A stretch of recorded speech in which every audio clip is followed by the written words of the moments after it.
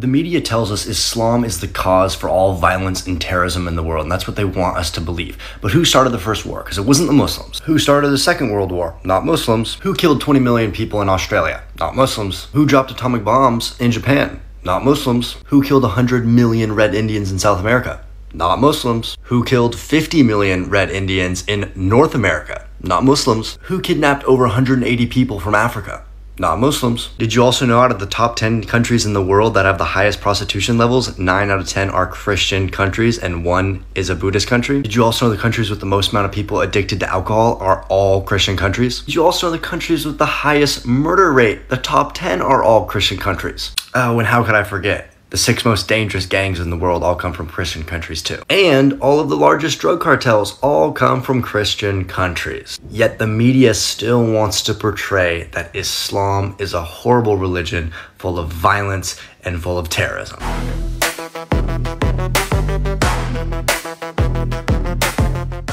Dulu, ia mengira Islam adalah agama penuh kekerasan. Seperti yang sering ia dengar dari berita dan media sosial. Setiap hari, informasi demi informasi tentang Islam membanjiri layar ponselnya. Sayangnya, sebagian besar adalah kebohongan yang disebar tanpa rasa tanggung jawab. Rasa penasaran mendorongnya mencari tahu sendiri. Ia mulai membaca, mendengar ceramah, dan berdiskusi dengan umat Islam secara langsung. Perlahan, semua fitnah itu runtuh, berganti dengan kekaguman pada ajaran yang penuh cinta, kedamaian, dan keteguhan hati. Di titik itulah, ia memutuskan memeluk Islam. So who inspired me to become a Muslim? Yes, that's true. I'm a Muslim. I reverted to Islam about 14 months ago, and in this video I want to share with you guys the person who changed my life and helped guide me towards Islam. 18 months ago, I brought in a new business partner into my company, and he ended up being a Muslim. He was the first Muslim that I had ever met. And he really intrigued me because he was such a respectable man. I saw how he treated his sister, I saw how he treated his mother, and he would always be so kind to every single person that he met. This really intrigued me about the religion because he was the first Muslim I met, right? So he was setting an example of Islam, and because he was so kind, I wanted to start to learn about the religion. I would ask him questions all the time. He's the person who taught me how to pray, and we even ended up traveling to Pakistan together and living together there for 3 months where we traveled and visited different mosques. He was the first person to take me to a mosque, he was the first person to buy me a Quran, and he's also the person that I went on Umrah with. And honestly, if it wasn't for him, I may have never became a Muslim. I know that Allah is the one who guided me, but he guided me through that man. And I love him so dearly, and it shows one major thing. Your kindness of being a Muslim could influence someone else and be the reason that they become a Muslim as well. I think the best form of dawah that we can do is by setting an amazing example for Muslims. So when someone meets you and you're the first Muslim that they've ever met, they go, wow, Muslims are amazing. And it encourages them to look into the religion, and inshallah they become a Muslim too, because that's what happened to me. So I'm a Muslim, and I get asked all the time, have I actually read the Bible, or did I just blindly accept Islam? And no, I've actually read the Bible, and it really doesn't make any sense. And that's actually one of the major things that led me to Islam, is I read the Quran, I read the Bible, and then I compared the religions side by side, and I had, wow, this one makes no sense. Worship a man who's a God, who's also the son of himself, who's Allah the Father. And then there's this religion, which is like worship the oneness of Allah. I think it's ignorant of anybody to follow a religion blindly when they haven't done any of their research. I think there's a bunch of people out there today who follow a faith, but they've done zero research on any faith out there. It's like, how can you know what you believe is true if you don't even understand the other religion? Let's take Christians, for example. This isn't necessarily a hate on them, okay? But they give a lot of criticism towards the Quran, and many of them haven't actually read the Quran. So me personally, going through life, I've met a lot of Christians who are actually Muslims, and they just don't realize it because they don't understand the religion of Islam, and what they're practicing isn't even Christianity. I would encourage everybody, read all the religious texts. There's no reason not to. You'll get value from every single one, and then what it's going to do at the end of the day, it's going to strengthen your faith regardless of what religion you believe in.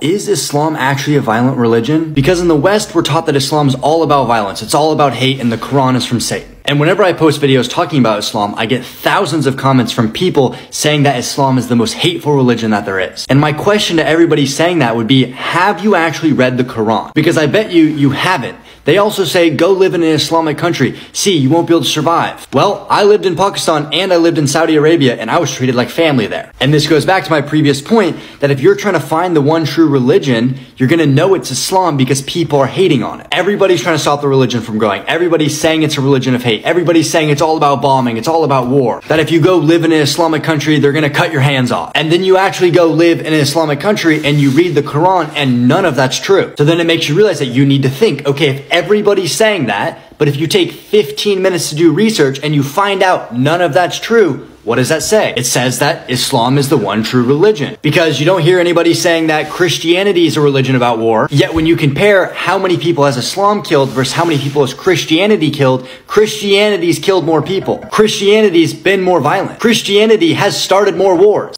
And yet you still feel like Islam is a hateful religion? It just blows my mind how everything in life happens exactly how it's supposed to. Like, Allah is the greatest of all planners, and even with the simplest of things. I was just going to get a haircut, peep the haircut, looking fresh, and the place that we were waiting at, the line was too big and we were strapped on time. So we decided to go to a different barber. It was an African-American barber, right? Meaning that they are for African-American hair, which is not my type of hair.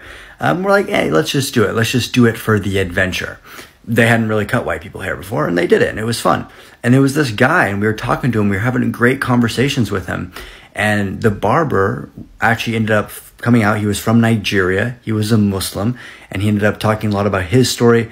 I shared my story. We connected on Instagram. He was a great guy, and I felt that I was able to leave that conversation better than who I was. And I think that he left the conversation better than he was. And it's like, we don't understand why things happen in our life. Some people might not even look at this. Oh, you're just going to a different barbershop. But I went to this one and then we left. And because we left, I ended up having an amazing conversation with an amazing person who was truly bright. He was a vibrant person who was amazing. And I think we need more people like him in the world.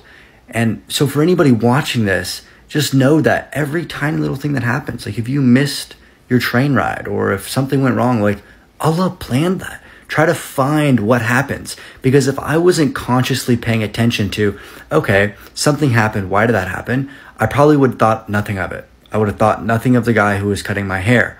But if you actively pay attention to what plan is Allah trying to give to me? Why is he trying to do certain things? You'll end up living a better life because more things will open up. More things will become aware to you. And then you end up just living a better life. Yeah, it was awesome. It was a great experience. I love the dude. It was just a haircut, and it ended up being the best part of my day. The media tells us Islam is the cause for all violence and terrorism in the world, and that's what they want us to believe. But who started the first war? Because it wasn't the Muslims. Who started the Second World War? Not Muslims. Who killed 20 million people in Australia? Not Muslims. Who dropped atomic bombs in Japan? Not Muslims. Who killed 100 million Red Indians in South America? Not Muslims. Who killed 50 million Red Indians in North America? Not Muslims. Who kidnapped over 180 people from Africa? Not Muslims. Did you also know out of the top 10 countries in the world that have the highest prostitution levels, 9 out of 10 are Christian countries and 1 is a Buddhist country? Did you also know the countries with the most amount of people addicted to alcohol are all Christian countries? Did you also know the countries with the highest murder rate, the top 10 are all Christian countries? Oh, and how could I forget? The 6 most dangerous gangs in the world all come from Christian countries too. And all of the largest drug cartels all come from Christian countries. Yet the media still wants to portray that Islam is a horrible religion full of violence and full of terrorism. Yet once you just take 5 seconds of your time to even just go to ChatGPT and ask them simple questions, you'll find out that none of that is true, and the media is just lying to you because they do not want the one true religion, which is Islam, to grow. It's as simple as that.